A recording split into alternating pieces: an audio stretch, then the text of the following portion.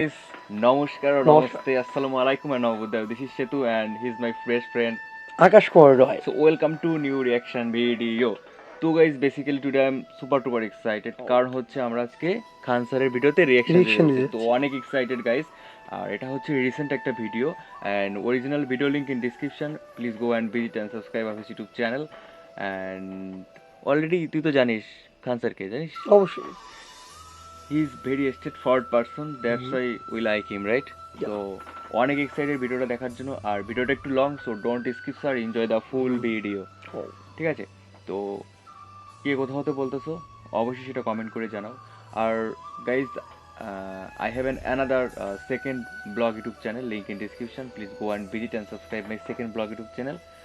And তোমরা অনেকেই জিজ্ঞেস করছো যে how to celebrate Durga Puja, Saraswati Puja, Kali Puja in Bangladesh. So all of things I'll upload in my second YouTube channel. So link in description. Please go and visit and subscribe my second blog YouTube channel. ঠিক আছে? আর অবশ্যই comment করে জানাও যে তুমি এখান থেকে ওখানে গেছো। Then I'll mention your name in a next reaction video. Must, I promise you. তো সুপার এক্সাইটেড। আর টাইটেল কি আসলে মনে নাই, তোমরা পড়ে নিও। তো ডোন্ট মাইন্ড, চলো শুরু করি। Let's go. जय हिंद। देखिए, घने बादलों के बीच जहाज खुद को कैसे बचाता है।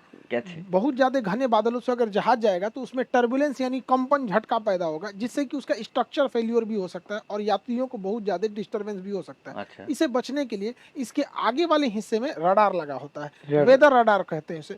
ये जो अंदर वाला हिस्सा देख रहे हैं ये है आपका वेदर रडार। वेदर रडार जो होता है ये कई डायरेक्शन में घूम सकता है, पायलट इसे कंट्रोल कर सकता है, आगे पीछे ऊपर नीचे घुमा सकता है। ये रेडियो वेव को ट्रांसमिट करता है और जब वो वेव टकरा के आती है तो उसे रिसीव करता है, इसलिए इसे ट्रांस रिसीवर के नाम से भी जाना जाता है।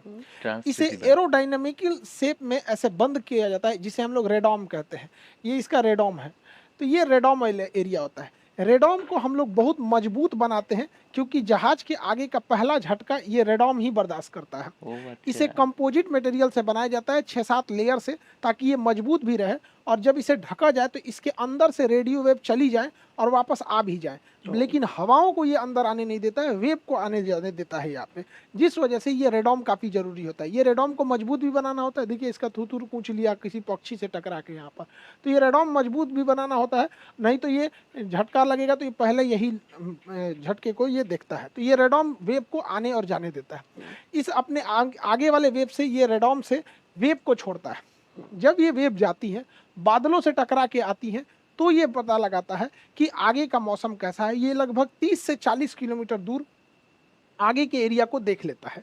30 से 40 किलोमीटर के आगे के एरिया को अपने रेडियो वेव के, और ये रेडियो कहाँ से निकलती है? इस रेडॉम सेक्शन से निकलती है। ये रेडॉम वेव को जाने देता है, लेकिन बाकी चीजों को आगे से ये जाने नहीं देगा। जहाज का जो रडार होता है अपने रेडॉम अपने आगे के एरिया से बहुत ही हाई फ्रीक्वेंसी के रेडियो बीम्स को छोड़ता है। ये सुपर हाई फ्रीक्वेंसी SHF कहते हैं इसके शॉर्टकट में। ये लगभग 5 गीगाहर्ट्ज का होता है, बहुत ज्यादा इसकी फ्रीक्वेंसी होती है। और ये रिफ्लेक्शन यानी टकरा के वापस आना, जिसे इको या पराध्वनि के सिद्धांत पे कहते हैं। ये वेव जाती है और टकरा के वापस आती है, उसी को हम इको या आपका रिफ्लेक्शन कहते हैं। ये वाटर ड्रॉपलेट, बादलों में जो पानी के बूंद होते हैं, ये उसी से टकरा के वापस आती है। ये कभी भी बादलों से टकरा के वापस नहीं आएगी। तो जो अगर बादल में पानी है, इसका मतलब है कि वो बादल हैवी होगा और वही झटका उत्पन्न करेगा। ज़्यादा पानी है तो ज़्यादा किरणें टकरा के आएंगी, कम पानी है तो कम किरणें टकरा के आएंगी। इन वेव को पायलट कंट्रोल कर सकता है। वो नीचे ऊपर करके रेडाम से एरिया से ये स्कैन कर लेता है कि किधर का एरिया है सेफ है उड़ने के लिए और किधर का एरिया सेफ नहीं है उड़ने के लिए। और इस आधार पर रडार में का जो रिफ्लेक्शन होता है वो स्क्रीन पर दिखाया जाता है। दोनों पायलट के लिए नेविगेशन डिस्प्ले होता है, पायलट और फर्स्ट ऑफिसर के लिए। नेविगेशन डिस्प्ले पे ही रास्ता तय होता है कि इन्हें कितने डिग्री के एंगल पे जाना है, जिसे हम लोग टेक्निकल भाषा में हेडिंग कहते हैं। किस हेडिंग पे जाना है? जैसे हम लोग ना रास्ता देखते हैं ना कि दाहिने से बाएं मुड़ जाना, तो ये जहाज के ऊपर दाहिने बाएं नहीं होता, वे पॉइंट होता है कि यहाँ से टच जाना है, फिर यहाँ से ऐसे घूमना है। ये रास्ता पहले से डिसाइड होता है वे पॉइंट पे। तो पायलट हमेशा इसी डिस्प्ले को देखता है, मेनली रास्ते को पता करने के लिए नेविगेशन डिस्प्ले पर, और आगे का मौसम कैसा है वो इसी नेविगेशन डिस्प्ले पे शो होता है। अगर एयर नेविगेशन डिस्प्ले काले रंग का है तो मतलब समझिए कि सामने कोई बादल वगैरह नहीं है, टेंशन फ्री जहाज उड़ेगा। और ऐसे टाइम पे जहाज इतना स्मूथ उड़ता है कि लगता ही नहीं है कि ये उड़ रहा है। कभी कभी तो डाउट होता है, रुक गया क्या ससुराई, एकदम स्मूथ, पानी रख दिएगा तो छलकेगा नहीं। लेकिन ससुराल जैसे बादल आ जाता है ससुर तो बाड़ी। बादल की स्थिति में अब देखिए, ये है आपका नेविगेशन डिस्प्ले। ये भाई साहब को जाना है यहाँ पर, और इसके रास्ते में आ गए हैं बादल। काला वाला एरिया में तो कोई दिक्कत ही नहीं है, वहां से कोई रिफ्लेक्शन लौट के नहीं आया, इसलिए काला दिख रहा है। लेकिन अब रास्ते में बादल है, तो कम बादल, ज्यादा घने बादल, जिसमें पानी ज्यादा हो, एकदम काला रंग का होगा, तो ऐसे बादलों से बचना जरूरी होता है। इसके लिए रडार की डिस्प्ले पे 4 कलर का शो किया जाता है। ग्रीन कलर ऐसे बादलों को बताता है जिससे कि बचना चाहिए, लेकिन ज़्यादा दिक्कत नहीं होगा, हल्का हल्का हल्का झंझनाहट होगी, पैसेंजर्स को भी कोई दिक्कत नहीं आएगी। जो पहली बार चढ़ेगा वो कहेगा अरे भाई साहब क्या करे, उतार दे रे भाई, अगली बार ना चढ़ेंगे। लेकिन येलो कलर वाला जो बादल होता है, पीले रंग वाला, अच्छा। ये खतरनाक होता है, ये हिला देता है जहाज को अच्छा खासा। ओ लाल रंग वाला बादल को तो पायलट को कहा जाता है कि आपको अवॉइड ही करना है लाल रंग के बादल में, क्योंकि यहाँ पे जाने का मतलब है कि फंस जाएंगे लाल वाले बादल में। अच्छा। और मेजेंटा कलर जो होता है, यहाँ देखिए ये रहा मैजेंटा। मेजेंटा कलर, ये हल्का सा ये मेजेंटा कलर। मेजेंटा कलर का बादल से पायलट को सख्त निर्देश होता है कि आपको मेजेंटा कलर में नहीं जाना है, अगर आप यमराज का दर्शन नहीं देखना चाहते हैं तो, यमराज वरना के जाइएगा नहीं। तो सीवियर यमराज। टर्बुलेंस कर देगा, उसे बच के रखना जरूरी होता है। तो ये 4 कलर होते हैं। सबसे बेस्ट तो ब्लैक कलर है भैया, कोई बादल ही नहीं है। ग्रीन कलर है, छोटा मोटा है। येलो कलर में थोड़ा ज्यादा है। रेड कलर हिलाएगा बढ़िया से, पैसेंजर डर जाएंगे।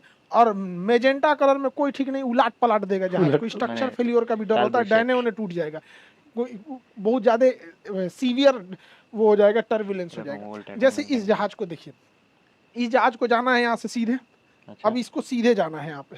ओके। और सामने देखिएगा यहाँ पे रेड कलर का एरिया आ गया है। अब ये क्या करेगा, रेड कलर वाले एरिया से यहाँ साइड हो जाएगा और फिर घूम के अपने रास्ते पे चला जाएगा यहाँ पे।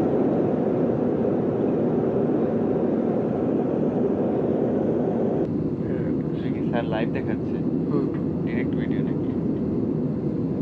ও শুনলাম না। চল আমরা এক সময় প্লেন ঘুরতে যাই কোথাও। But guys we want to, কোথায় যেতে চাস? ইন্ডিয়া যেতে চাস? कृपया ध्यान दीजिए, मौसम खराब होने के कारण कप्तान ने फीवर साइंस ऑन रखे हैं। आप सभी से निवेदन अपने स्थान पर ही बैठे रहें।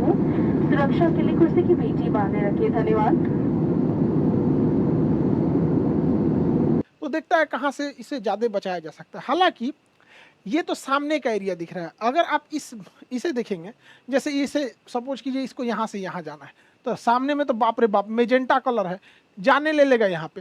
अब पायलट बकलोल थोड़ी है जो इधर से घुस के जाएगा, वो कहेगा भैया इधर मेजेंटा, हम इधर से निकल जाते हैं, इससे हम चले जाते हैं यहाँ पे, तो ऐसे घुमा के वो चला जाता है। हालांकि पायलट को 3 डायमेंशनल भी दिखता है, जैसे ये बादल है ना, तो ये ऊंचाई से भी दिखेगा। देखिए पायलट का ये जहाज है, मेजेंटा कलर ज्यादा ऊपर नहीं है, नीचे भर ही है, तो यहाँ पे पायलट 2 डिसीजन ले सकता है, या तो यहाँ से घुमा के चला जाएगा, या तो वो इसका क्रॉस सेक्शन एरिया देखेगा कि जहाज इसका यहाँ पर है और मेजेंटा कलर वाला बादल ऊंचाई पे है कि नीचाई पे है। अगर यहाँ देख रहे हैं तो आपको दिख रहा है कि मेजेंटा कलर और येलो ग्रीन रेड ये नीचे है, तो यहाँ से पायलट क्या करेगा ना, सीधे ले आके जहाज उतार कर इसे लेके चला जाएगा यहाँ पे। तो कोई जरूरी नहीं है कि बार बार मुड़ाना ही पड़े, ऐसा भी हो जाता है कि इसके सीधे लेके जाता है, हाइट बढ़ा लेता है।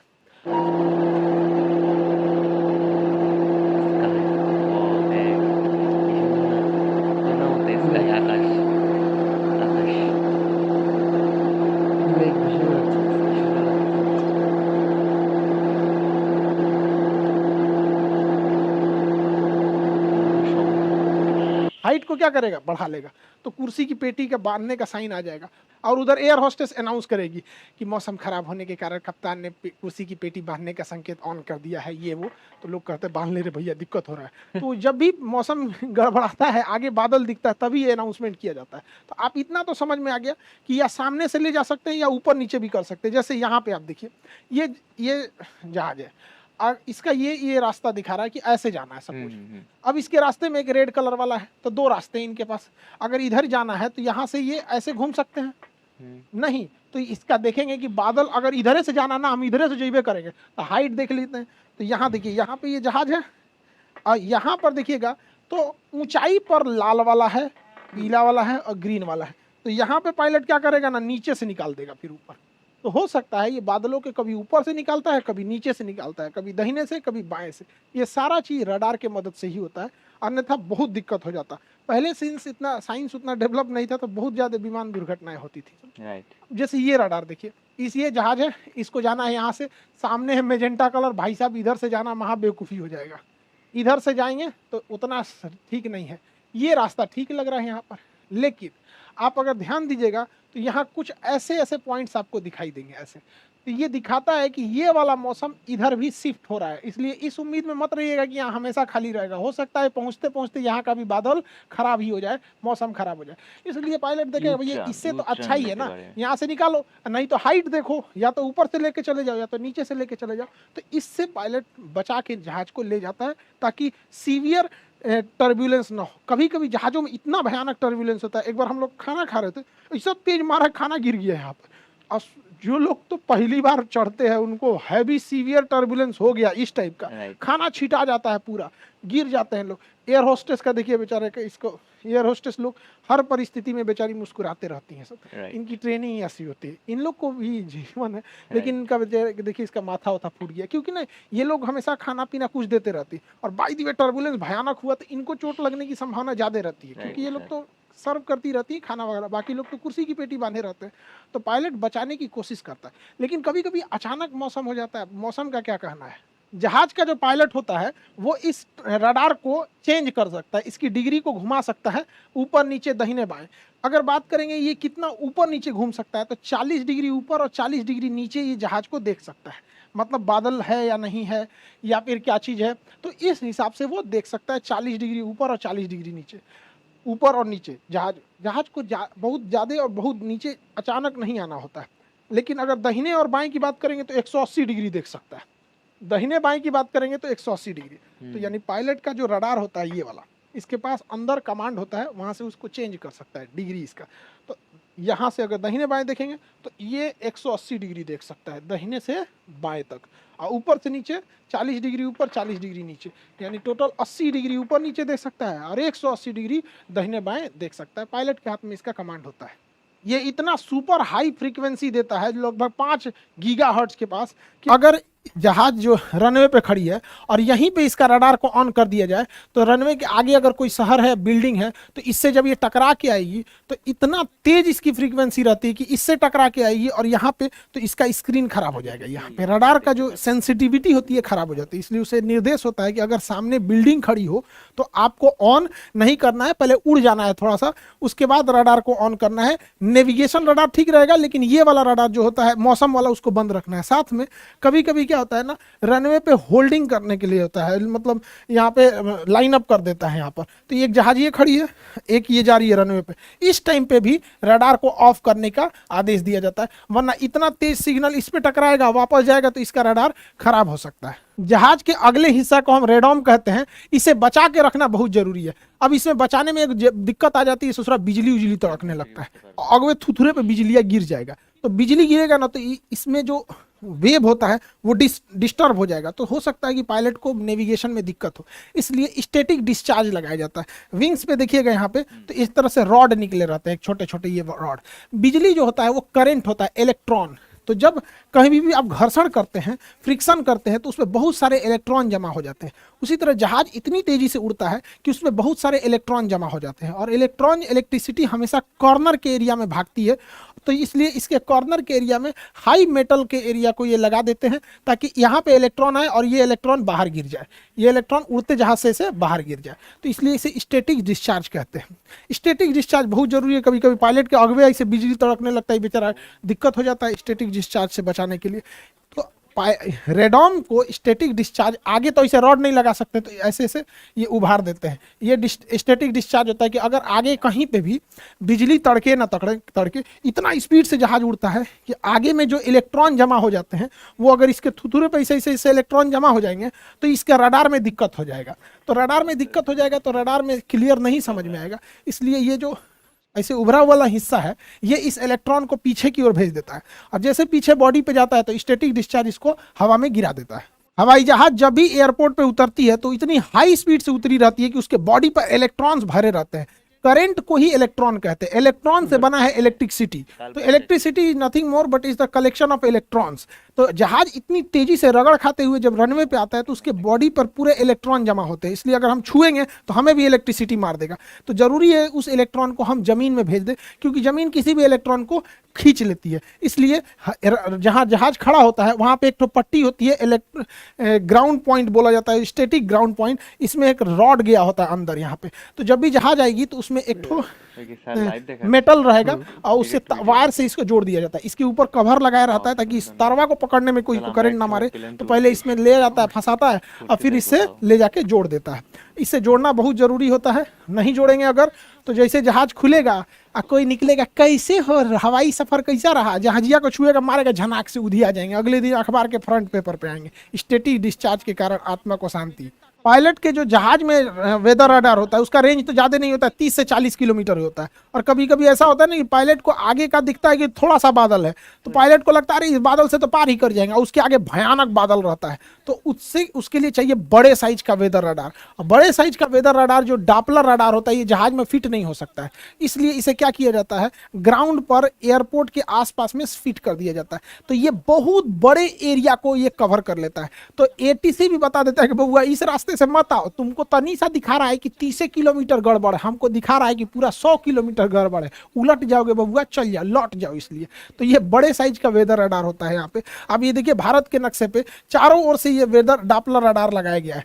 अब यहाँ पर कुछ ये जहाँ अब यहाँ देखेंगे तो चक्रवात ज्यादा आते हैं उड़ीसा साइड में, तो इधर ना डॉपलर रडार का एरिया ज्यादा सघन बनाया गया है जगह जगह पर, कहीं कहीं भी खाली नहीं है। अब हम हर जगह थोड़ी बता सकते हैं वहाँ मिलिट्री रडार लगाया गया। तो देश की सुरक्षा का भी मामला ध्यान में रखा जाता है, ऐसा थोड़ी होता है कुछ बोल दो यहाँ से। तो जहाँ खाली जगह है वहाँ देश के दुश्मन लोग नहीं खुश होइएगा कि खाली जगह है घुस जाएंगे इधर से, मिलिट्री रडार है वहाँ पे और वो तो पूछबो नहीं करेगा, उधिया देगा आपको यहाँ पे।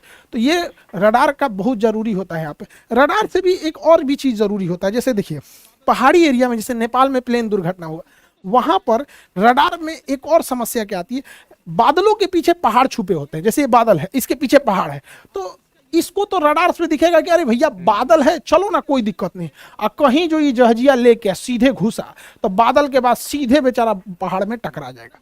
तो इसके लिए इसमें ट्रैफिक कोलिजन को बचाने के लिए टकास सिस्टम को लगाया जाता है। टकास सिस्टम दो जहाजों को आपस में टकराने से रोकता है। कोई जहाज के बगल से अगर कोई दूसरी जहाज आने वाली है या गुजरने वाली है तो उसको बता देता है, वो कितने हाइट पर से गुजरेगी, कितने नीचे से गुजरेगी, आगे कोई पहाड़ वगैरह तो नहीं है, ये बताने के लिए एक अलग टाइप का रडार होता है जिसे टकास कहते हैं। टकास के बारे में हम आपको नेक्स्ट क्लास में समझा देंगे। आई होप आप वेदर रडार, डॉपलर के सिग्नल ये सब को समझ गए होंगे। मिलेंगे नेक्स्ट क्लास में। जय हिंद। তো গাইস ভিডিওটা শেষ হয়ে গেল। তো গাইস কেমন লাগলো ভিডিওটা অবশ্যই কমেন্ট করে জানাও। আই হোপ তোমরা অনেক এনজয় করছো। বাট তোর কেমন লাগলো? আমার খুব ভালো লাগছে। আর খান স্যার অল টাইম ওপি, ঠিক আছে, তার সমস্ত ভিডিও আমি দেখি। আর তোমাদের সাজেস্টেড কারণে ফার্স্ট টাইম তার ভিডিও আমি দেখতে গিয়েছিলাম, তো সেখান থেকে আমার খুব ভালো লাগছে তার অল ভিডিওসগুলো। তো অনেক অনেক ভালোবাসা তোমাদের যারা আমাদের সাজেস্ট করেছো ভিডিওটা দেখার জন্য। তো ভালো থাকো, সুস্থ থাকো আর পরিবারের সাথে ভালো সময় স্পেন্ড করো। নমস্কার, নমস্তে, আসসালামু আলাইকুম আর নবুদ্ধ। So take care, bye bye, love you, tata.